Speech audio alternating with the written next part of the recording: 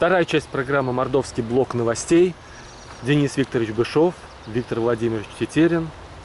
Значит, какая у нас новость? В конце апреля появилась информация, скоро снесут культурно-развлекательный центр «Киномакс Победа». С осени уже не работает кинотеатр, а в целом 30 апреля все там закрылось.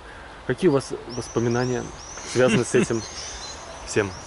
Ну, наверное, у меня воспоминания связаны. Ну, в силу того, что я жил всю жизнь на Светистрое, в Пролетарском районе, для меня, конечно, было связано близко к душе. Это Луч, конечно, кинотеатр Луч, да. Мы все ходили, кто был на Светистрое. А вот здесь Победа, как бы я выезжал тоже сюда редко, но, конечно, я помню, для меня яркое было такое, яркий просмотр. Это был 88 год, 89-й, когда в Победе показали фильм «Кинг-Конг жив», да, вот это крутой сериал. Мы дети пришли, билеты, помню, покупали за 3 дня. Для всех, даже взрослые, билет не достанешь, там Кинг-Конг, потом Кинг-Конг жив. На большом экране, да? На большом Не экране, видео, да. И помню, когда один раз мы пришли, сказали, Кинг-Конг в Саранск не пришел. Ну, понятно, как бы не смогли в этот день показать, потом перенесли, да. Вот с этим связано, как бы, потом, в принципе, я в другое время смотрел, да. Ну, как бы, с Победы, вот со старым зданием, да, я знаком, но, как бы, знаете, вот я ходил, как бы, вот редко в то здание, да. Вот, как бы ходил, но в силу того, что это территориально жил в другом месте, да, поэтому посещал, конечно, это сам кинотеатр, да, вот, но как бы вот больше вот другие кинотеатры. Но, конечно, вот мое посещение было больше часто связано вот с новым кинотеатром «Киномакс». Я помню первый фильм, который в нем посмотрел, я помню в сентябре 2005 года, это была «Девятая рота», это я помню, да, вот первый фильм, который... Не забывайте такое никогда. Да, там Кинг-Конг жив, а здесь «Девятая рота» посмотрел. То есть, в принципе, наверное, тоже... Я пришел туда, было все современно для Саранска, это было стереокино, да, за границей уже давно было стереокино, а это был как бы писк моды, да. Россия еще была советская, помните, кинотеатр советская, да, вот сейчас тоже, помните, если другой поставили. Это вот. Россия? Россия был советский, лучше, а это, понимаете, вот это было все новое, на самом деле, конечно, в Киномакс, мне приходилось очень часто ходить, да, и буквально там, если Новый год, это ажиотаж, туда пройти просто невозможно, 2 зала. А сейчас я гляжу, что, может быть, конечно, обоснованно, потому что сейчас Киномакс стал пустить активно. Стали ходить просто вот эти злачные места, да, кафе. Ну да, вот прочее. Рио у нас есть, Мадагаскар, мне кажется, просто конкуренция появилась, поэтому, наверное, он уже стал не нужен, в принципе, да. Но то, что там дом построили жилой, строят жилой, я, конечно, отрицательно. Если бы нам с тобой, Владимир, дали квартиру в том доме, да, я был бы рад. А что мне радость? Я же там жить не буду, что я буду смотреть, как там богатые люди живут, а мы простые, порядочные люди, простые рабочие ребята, будем просто смотреть. Нам, конечно, мы заинтересованы больше в Киномаксе, правильно говорю, Виктор, да? А что нам? Мы же люди... Мы простые рабочие люди, пойдем лучше суши там поедим. Мы простые рабочие ребята. А почему вот, и что, мы будем мимо просто проходить и смотреть? На ТЭЦ-2 много мест, пусть строится. Так, что касается меня, какие у меня воспоминания? Ну, то, что было до Киномакса, я не помню. Может быть, я там даже не был. В 2005 году открыли Киномакс, иногда я туда ходил в кино. Ну да, это было для Саранска того времени очень продвинутое, вот это стереокино. Все мы там первый раз его посмотрели. Конкретные фильмы я уже не помню, к сожалению. Вот, потом там появились всякие дискотеки, клубы с меняющимися названиями. Туда я тоже ходил редко, пару раз буквально. Ну, в силу того, что я тогда и в Саранске-то бывал только наездами. В основном живя в Москве. А когда уже вернулся, да, открылись уже и Рио открылся, потом Мадагаскар. Народ стал туда ходить, ну и я в том числе в кино, потому что там было больше выбора, ниже цены. Ну, я думаю, да, с этим связано то, что постепенно там все стало хереть и хереть. А насчет его сноса... Да, то, что в центре города строят живые небоскребы и снося объекты такого культурного наслаждения. Было бы, то есть у нас много мест, где можно построить, в том числе в новых микрорайонах. Именно на этом месте, мне кажется, смысла нет. То есть квартира мне там не нужна, но... Лучше бы там был все-таки кинотеатр и вот эти рестораны. То есть у нас в Саранске все-таки не так много мест. У нас ресторанов с нормальной кухней, да, куда можно сходить посидеть и там заодно сходить в кино. Может быть, это когда-нибудь кто-то из сходил бы, я бы, может, зашел бы. А так, ну, построить там еще один дом, да, для элиты нашей, потому что место такое центровое. Не знаю, лучше от Знаете, этого мало кому станет. Может быть, там построить, конечно, может быть, может быть, конечно, не всем понравится, это у всех улыбку вызвать. Может быть, поставить дом ночного пребывания, нет, построить. Весьма социальная тема. Почему все наши... Не, ну, учитывая, что там и раньше был дом ночного Почему пребывания, эти ночные Почему клубы. бездомные все, вот бездомные едут на Софтистрой, на Пушкина, взять бы поставить, ну, конечно, в центре не надо ставить, да, но хотя бы вот где-нибудь там хотя бы... Кто-то говорит, что даже уют целиком не заполняется, поэтому хотят Это там открыть... вытрезвитель? Да. Или я спутал, это вытрезвитель. А это А для на ночного пребывания. Там ночное пребывание. Да, это... Ну, это больше, конечно, это социальная тема, красивая конечно, тема, больше да. улыбку, конечно, вызовет, да, конечно, там, я просто говорю, условно говоря, может быть, другой... Или элитный дом на первом этаже, дом ночного. Нет, ну может быть под другой объект сдать, да, более нужный, более социально значимый, вот что нам сейчас вот не хватает, да, более, ну не знаю, ну что нам не хватает, как бы, ну досуговый центр, в принципе, меня вот устраивало то, что там было, да, как бы довольно-таки неплохое место, где можно было... Да, они сходить. спальный район в центре Потому города. что там ЖД были, вокзал да, у нас если находится на отшибе, там плохая ведь по сути кухня ведь была. ничего нет, вот, находится как на отшибе, да, а там хотя бы ходовая какая-то часть хотя бы была обеспечена около... Следующая у нас того почти места. регулярная такая новость. Рейтинги, в которые мы попадаем. 3 мая маркетинговое агентство Zoom Market опубликовало, что, оказывается, жители Саранска из 24 городов России, вот выбрали там наиболее крупные города, ну, в том числе Саранск попал, из 24 жители Саранска беднее всех воспринимают свое финансовое положение. Но вот 29 мая национальный рейтинг мэров, и у нас там Петр Николаевич стабильно почти 2 года в десятке там. Вот сейчас он 11 место за апрель-май 2019 года.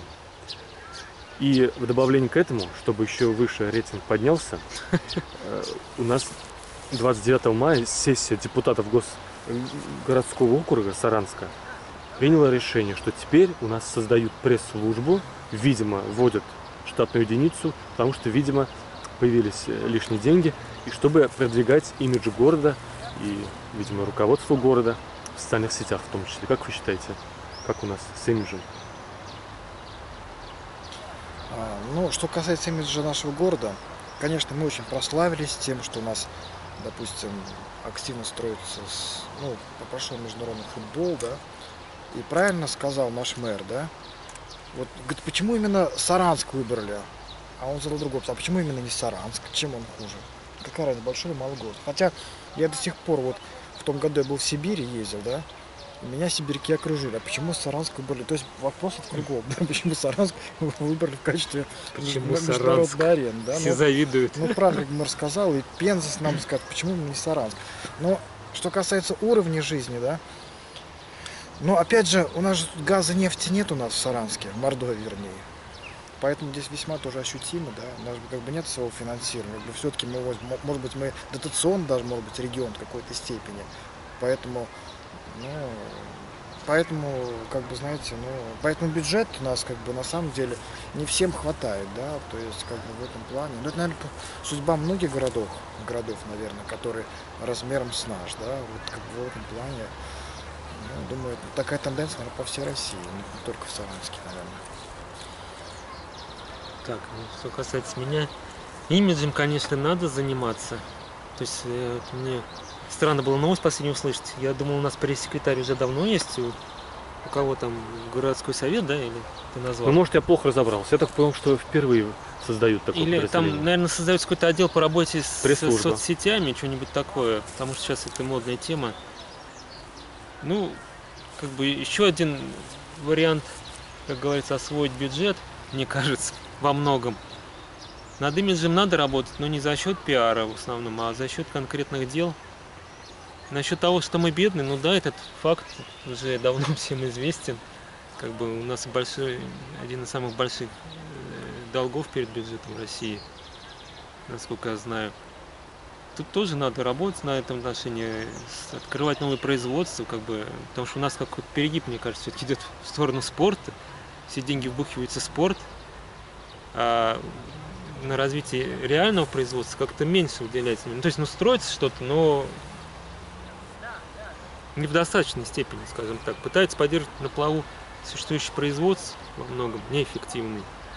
новое открывается, но хотелось бы, чтобы побольше, почаще, чтобы больше производилось добавленной стоимости, Ну, чтобы, знаете, росло чтобы всё-таки благосостояние людей. рабочие места, наверное, чтобы были больше, да. И, наверное, проблема в том, что, знаете, еще у нас, как бы, знаете, ну, как бы, знаете, нет определенного маркетинга, да, чтобы заинтересовывать молодежь, чтобы она шла на производство. Почему-то вот сейчас нет моды идти на производство, да. И, в принципе, ну, конечно, студентов тоже можно понять после вот высшего образования, после интересной творческой студенческой жизни вдруг загонять их в замкнутое пространство, да, где станки. Но в то же время, как бы, знаете, нужно говорить, как бы молодежь привлекать с помощью социальных льгот. Может, там дадут до какой-нибудь степени жилье, молодым семьям. Знаете, как бы делать привлекательно, чтобы люди шли в производство. И тогда, может быть, у людей будут деньги, они будут работать, и в этом плане, наверное. У нас произошло событие 22 апреля. Избрали нового первого заместителя главы города Саранска.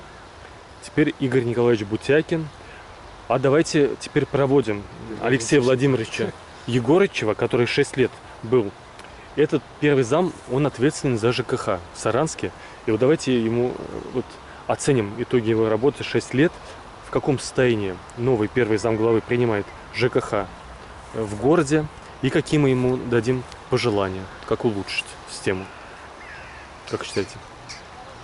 Ну, сейчас, конечно, работа ведется активно, благодаря нашему мэру города, то, что он действительно активно сам старается, сам принимает. То есть сразу вспоминается, как Ленин на субботнике, да, как сразу сам пришел с бревном, везде там, вот в этом плане это супер просто, другого слова не назовешь, слова такого. Ну, а то, что на самом деле, то, что сейчас кругом чистота, но опять же, я уже говорил вот в интервью заранее, пусть все-таки займутся, вот как ты сказал, Владимир, про лес, да, вот пусть хотя бы вот лесные насаждения, которые в округе Саранска, в черте города, пусть хотя бы, ну, как бы людей привлекли, чтобы они все-таки хотя бы занялись уборкой, да, вот именно вот лесная территория страдает, озера, да, пруды.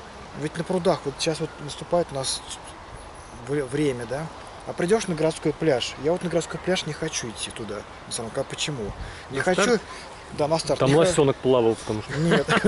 Не хочу идти на пляж Нет, на много юг-запад. чего плавало. А почему не хочу? Потому что такое ощущение, что там попадаешь, условно говоря, в бедлам. Там шашлыки, пьют, гуляют, мат. Такое ощущение, что, знаете, вот как будто вот такое ощущение, что попал куда-то, не знаешь, ну как куда попал? Как будто попал, не знаю, как будто попал, ну, я не буду говорить какого слова, да, попал какой-то вот...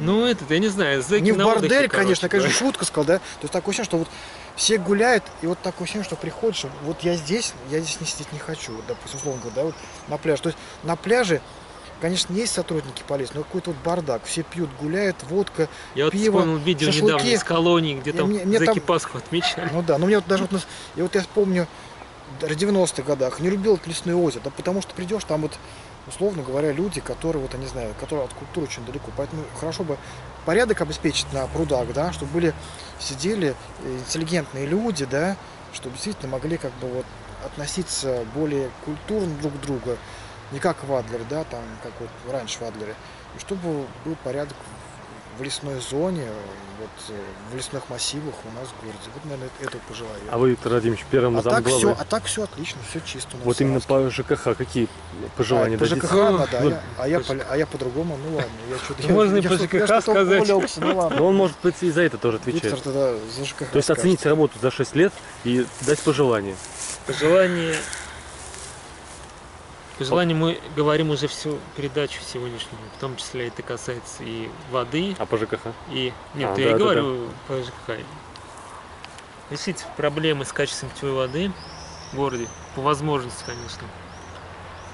Не знаю, ну, по дорогам, как говорится, у нас всегда есть вопросы. Сделать, наконец, нормальные дороги в городе. Ну, то есть, многие дороги более-менее нормальные состояние, многие ужасные. Так у нас насчет того, чисто на улицах, да, я согласен, что, ну и многие гости города отмечают, что у нас один из самых благоустроенных городов. Да и даже когда сам выезжаешь в другие города, сравниваешь, там Ну так грязнее, кажется. Нет, чисто внешне, по крайней мере. Вот. А что пожелать? Могу пожелать только успехов в этом нелегком деле. На благо наших жителей города Саранск. Ну, вот, решите по возможности А теперь давайте эти попечемся проблемы. о жителях Рузаевки, потому что там вот какая тенденция наблюдается. Там Рузаевским районом, можно сказать, руководят силовики. В марте первый заммэра ушел в отставку. Начну даже вот с чего. Значит, 7 ноября 2016 года бывший начальник главного управления МЧС, интересная тенденция, то есть мы не критикуем, а вот интересно это оценить. 7 ноября 2016 года бывший начальник главного управления МЧС по Мордовии Вячеслав Юрьевич Кормилицын возглавил Рузаевский муниципальный район.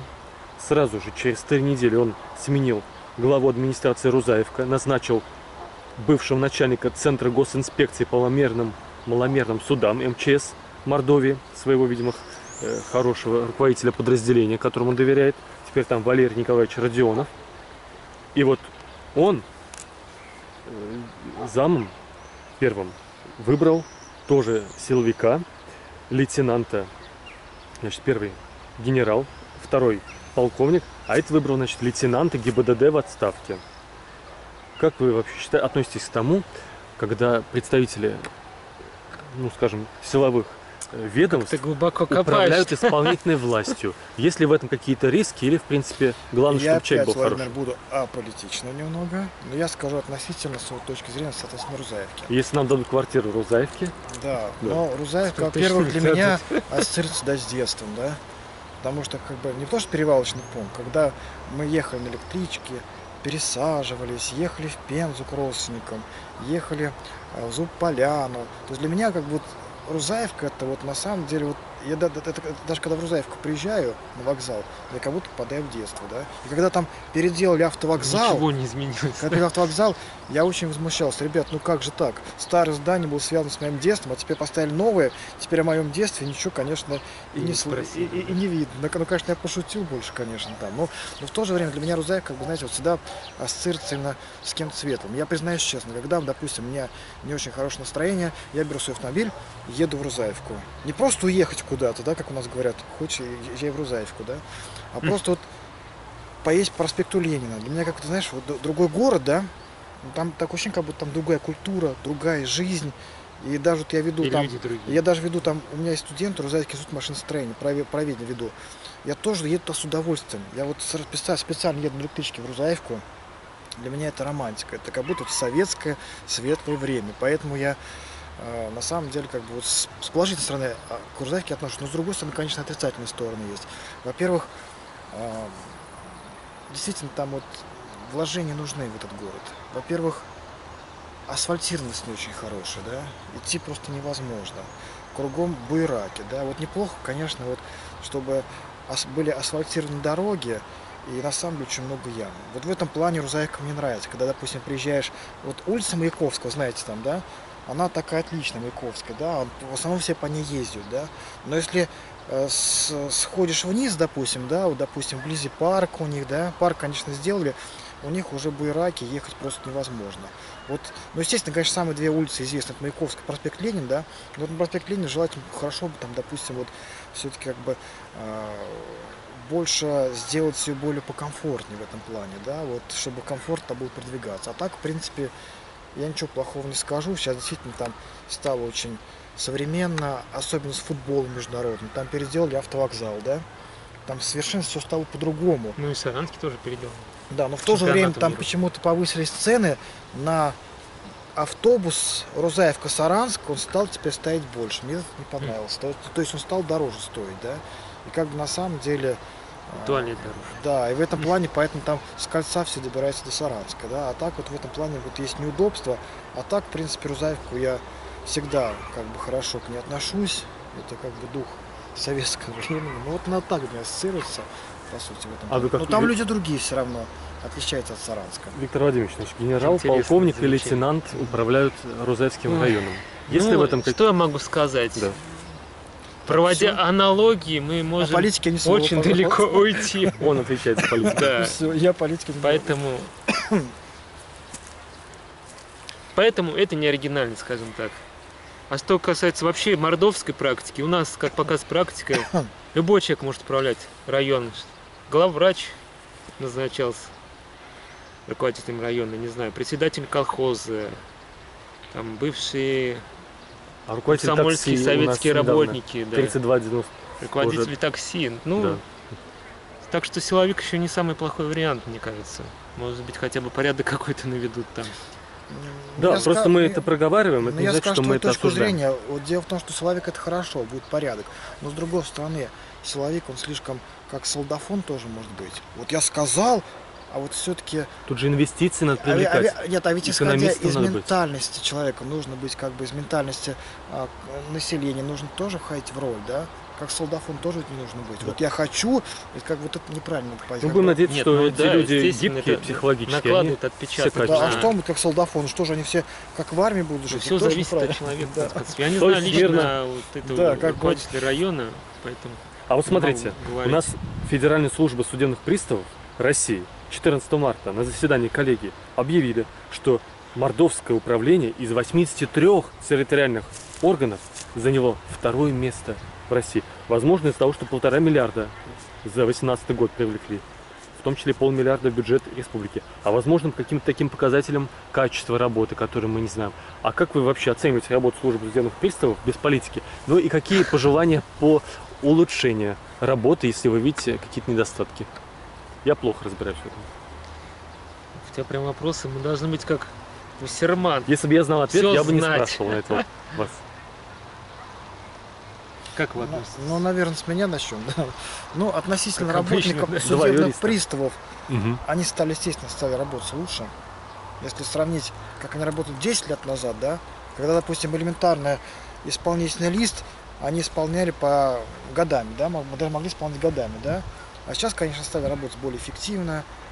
У них, вот, это связано, наверное, с изменением в нашем законодательстве, у них уже есть доступ к нашим к нашим базам в банке, да. Компьютеры появились. у них. Да, они могут даже взять, изъять, если мы должники, они могут даже через наш сберегательный счет, лицевой счет снять. Как бы у них больше полномочий, может, конечно, это плюс, да. То есть, как бы они сейчас стали более работать эффективно, но это, наверное, из-за хорошей политики в отношении нашего законодателя, да. То, что как бы, вот, сейчас алименты плательщиков, я смотрю в последних новостях, как бы становится все меньше и меньше. Мы равняемся на Европу уже, наверное, да, как бы здесь больше эффективный способ. Поэтому, в принципе, судебные приставы работают, стали лучше, но хорошо бы, конечно, еще более эффективнее работали. В принципе, вот как бы по сравнению с другими годами они стали более работать. Ну, плохого ничего не скажу. Но что я могу сказать? Не сталкивался? Нет, если нет, иногда, конечно, сталкиваемся с ними. Ну, насколько я знаю по рассказам тех, кто там работает, это же у них сверхвысокие нагрузки в плане работы. Может быть, за счет этого достигнут такие высокие показатели. Но я знаю, что многие приставы там чуть ли не днюют и ночуют на работе. На каждом приходится по несколько там десятков этих исполнительных производств, если не сотен. Ну там, то есть, как бы вот эти показатели, это внешняя сторона процесса. Да, естественно, они стали лучше работать в последнее время за счет применения новых технологий, там, компьютеризации и всего остального. Может быть, эффективность повысилась. Хотя для каждого конкретного человека, там, если лично пользуясь его там годами взыскивать какие-то деньги, то, что там они стали в целом лучше работать, ничего не значит, да? Но как бы я бы не стал сейчас вот испытывать такое головокружение от успехов, как говорится. Вот этих цифр, статистики, это же сухая статистика, просто я знаю, что там проблемы есть определенные. И в кадровом плане нужно решать, как бы расширять штат, и как бы более внимательно относиться к заявителям, не так формально, как сейчас относятся. Но это было и 10 лет назад, собственно. А насчет тех цифр, что ты привел, я рад, что у них растут показатели. Это хорошо. Теперь я переведу вам вот какие факты. У нас внешнеторговый оборот с Китаем за 2018 год 120 миллионов долларов, за Белоруссию в 2 раза меньше. Кроме того, мы поставляем продукцию и в Иран. Венгерские инвесторы у нас будут строить ферму там с коровами. германская организация «Ремондис» у нас убирает улицы, благодаря которым Саранск самый на первом месте в России по раздельному сбору мусора. Кроме того, у нас выставка искусства Северной Кореи, этого тоталитарного государства. И, кроме того, биохимик у нас поставляет продукцию в страны Персидского залива, Вьетнам, в Латинскую Америку. А вопрос такой, как вы оцениваете в целом внешнюю политику, вернее, международную политику Мордовии? Коротко, прошу. Внешнюю политику Мордовии. Коротко. Ну, наверное, с международным футболом наши различные полномочия расширились. Наверное, вот из-за того, что мы с Ираном сотрудничаем, наверное, как раз мы смогли с помощью того, когда к нам приезжали делегации с Ираном. Наверное, это тоже связано. Ну, трудно, конечно, ответить, да. Я могу сказать, что мы очень, наши руководители все-таки очень, знаете, все равно они очень активные. Мне вот приходилось часто видеть нашу продукцию на юге России, в центральном округе. Вот это, конечно, да. За границей, конечно, не видел нашу продукцию, но то, что мы активно сотрудничаем с другими регионами, в принципе, это заметно. Вот насчет за границей я, ну, как бы не приходилось мне как бы сталкиваться, видеть. Коротко. Ну, опять же, как я могу быть против внешнеэкономических связей и развития отношений? Как бы, ну, все равно, мне кажется, что это как бы пока, может быть, не настолько серьезно, чтобы там говорить о каком-то прорыве в этих отношениях. Ну, нужно просто развивать собственное производство, чтобы нам было что предложить мировому рынку, как говорится. Правильно. И буквально будет все хорошо. И буквально последняя новость, двумя словами ответьте. У нас 20 мая президент Украины призвал 65 миллионов Украины со всего мира возвращаться Зеленский, да? в Украину. Да, Зеленский. Вот мы в последней новости всегда берем пример из других стран. И вот Владимир Владимирович Волков в своем послании 27 марта тоже считает, что это важная проблема, миграционный убыль, тоже ставит задачу возвращения людей. И буквально двумя словами скажите, как нужно решить проблему, чтобы люди со всей России возвращались? Или это выдуманная проблема? Пусть живет, где им выгоднее. Знаешь, Владимир, во-первых, это огромная проблема всего, не только Мордовии, не только России, но и всего мира. Это урбанизация. То, что сейчас в основном процентов 70 населения, ну, всей страны, всего мира живут в городах. То, что вот из периферии переезжает в центральную. Это очень сложная задача. Во-первых, рабочие места нужно обеспечить. Вот. И, наверное, если рабочие места будут, может быть, как раз вот люди могут сюда приезжать, наверное. А что касается Зеленского, ну, пусть его и ругают наши, но мне как президенту, кстати, нравится. Довольно-таки молодой, активный, интересный. Вот не знаю, почему к нему такой негатив. Мне он как бы такой, знаешь, ну, как бы, в принципе, он такой довольно-таки деятельный. Мы всех ненавидим, кто за пределами нашей страны. Ну, да. Ну, не всех, кто с нами не согласен. Ну, почти всех. Так сказал. Да. Вот.